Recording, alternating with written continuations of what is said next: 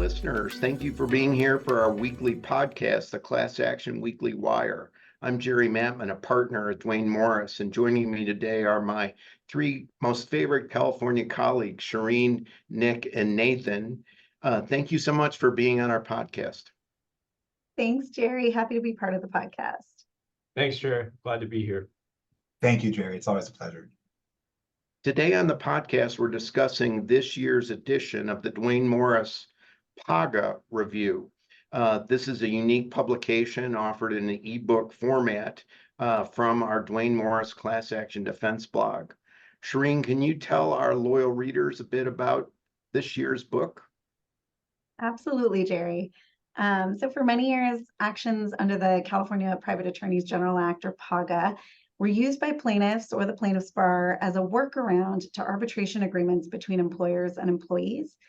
In 2022, this strategy had its first big setback following a key decision by the United States Supreme Court in Viking River Cruises. Then just last year, another big decision came down from the California Supreme Court in Adolph v. Uber, adding to the mix and swinging a smidge in the other direction.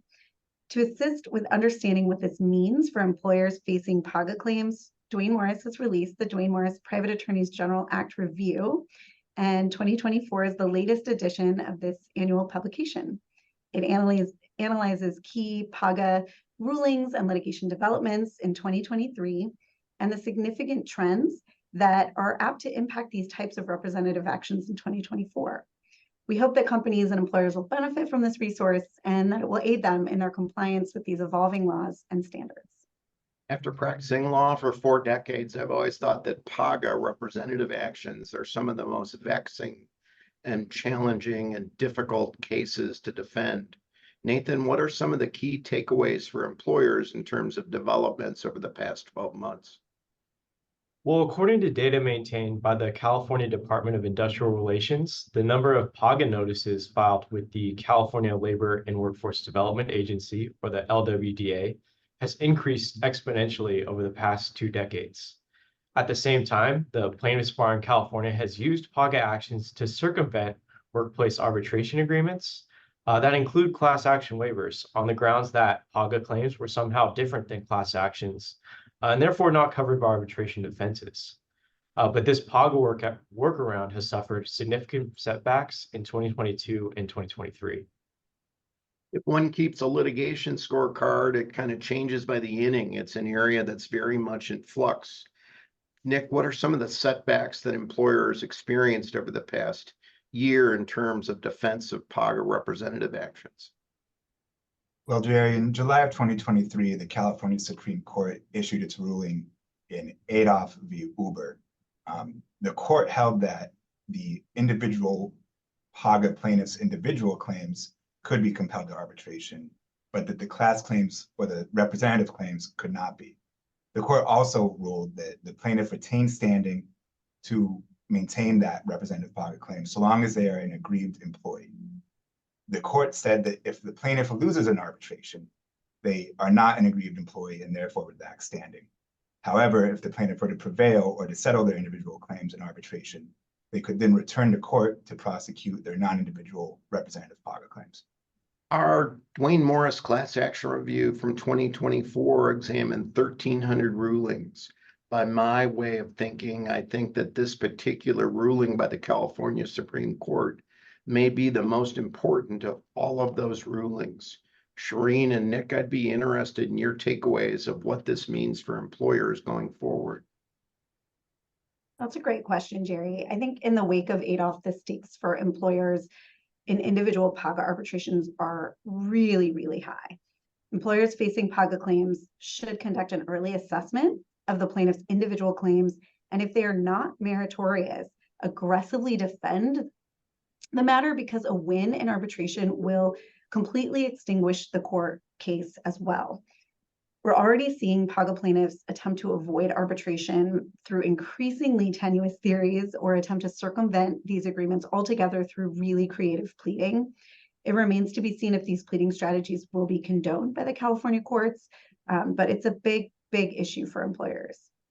Another significant issue for employers is the recent Estrada decision, which struck a blow to employers facing PAGA claims by removing a defense that we were seeing become a little bit more common, the lack of manageability. The California Supreme Court encouraged PAGA plaintiffs to be prudent on their approach to their PAGA theories, however. Usually that prudence is not seen in practice.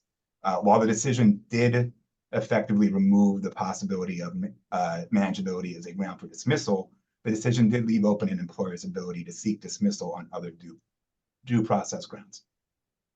I think the watchwords are that in 2024, it's probably even more difficult for employers to defend PAGA actions than it was last year.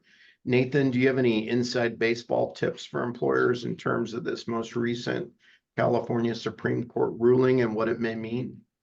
Definitely. I agree. I think this is a game changer for employers operating in California.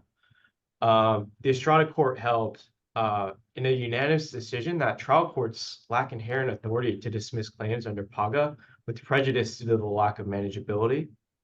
The court, however, declined to address whether and under what circumstances a defendant's right to due process might ever support striking a PAGA claim. As such, this decision in Estrada is really important for employers and their decision makers in California to read as we move forward in 2024. I would definitely agree with that. I think we're seeing more and more pile-on PAGA matters where employers are facing either copycat or serial PAGA claims, and without any real adjudication of the claims that are identified in the PAGA letter, especially in the case of these kitchen sink or boilerplate letters. So query whether employers are actually getting a meaningful opportunity to cure these violations as contemplated by the statute. In no other agency context that I can think of would a government agency separately investigate a single employer for the exact same alleged violation in multiple competing investigations or audits. These issues raise important due process concerns that the Estrada decision teed up very nicely for employers, and this could have a huge impact on the evolving landscape of PAGA, and it might actually mean that the Estrada decision is, in a funny way, a win for employers. So very excited to see where the litigation goes from here, especially in 2024.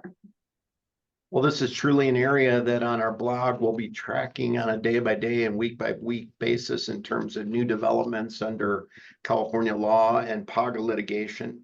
Thank you so much, Nick, Nathan, and Shireen, for sharing your thought leadership today on our podcast. Thank you, Jerry. Loved being on the podcast. Thanks for having me, Jerry, and thank you, listeners, as well. Thanks, everybody.